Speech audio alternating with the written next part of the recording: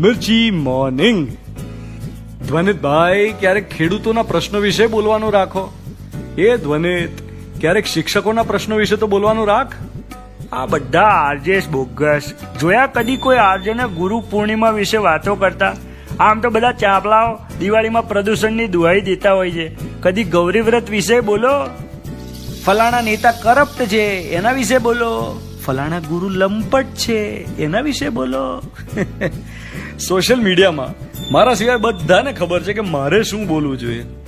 આ બિલકુલ એવી વાત છે કે પાનના ગલ્લે બધાને ખબર છે કે રોહિત શર્માએ કેવી રીતે રમવું જોઈએ. જ્યારથી વોટ્સએપ, ફેસબુક, ટ્વિટર થકી અભિવ્યક્તિ સ્વાતંત્ર્ય મળ્યું છે ત્યારથી ઘણા બધાને એમ જ લાગે છે કે અમારો જ કક્કો ખરો. સામેવાળાએ હું કહું એમ જ બિહેવ કરવું, હું કહું એમ જ વિચારવું જોઈએ. કેટલાય લોકો પોતાની વિચારધારા બીજા પર થોપવામાં મજા લેતા હોય છે. એમણે પોતાને તો એક લેબલમાં કેદ કરી લીધા હોય ને બીજાને પણ એ લેબલની કેદના સકંજામાં લેવા માંગતા હોય. ચલો, સોશિયલ મીડિયા તો આભાસી જગ્યા છે. આપણે ઘરનું ઉદાહરણ લઈએ. મને મરચું ભાવે એટલે બીજાએ મરચાના ભજીયા ખાવા જ જોઈએ એવી દાદાગીરી ના ચાલે. કોઈ મહેમાન આવ્યા હોય તો પ્રેમ આગ્રહ જુદી વસ્તુ છે અને દુરાગ્રહ જુદી. હું ડોક્ટર બન્યો એટલે મારો દીકરો ડોક્ટર જ બનવો જોઈએ એ જીદ બાળકના વ્યક્તિત્વને છિન્ન ભિન્ન કરી નાખે છે. પરિવારનું ઔદાર્ય એમાં છે કે પરંપરા અને એની પાછળના તર્ક યોગ્ય રીતે નવી પેઢીને શીખવે. પરંતુ નવી પેઢી જો કોઈ મૌલિક વિચાર રજૂ કરે તો એને સમજે.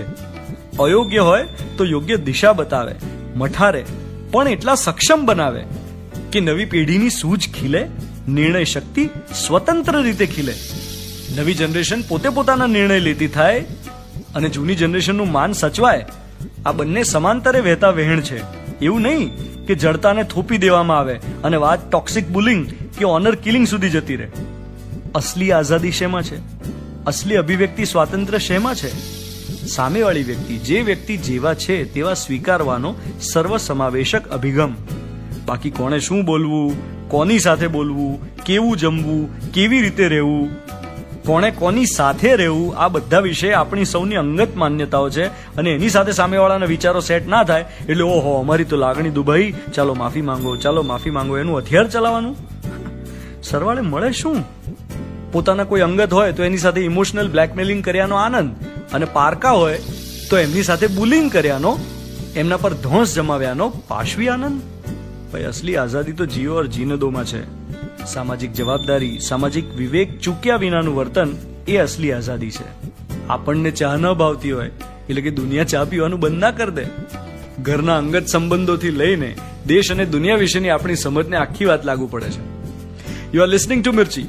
હું છું ધ્વનિત, તમારી સાથે. Good morning my dear.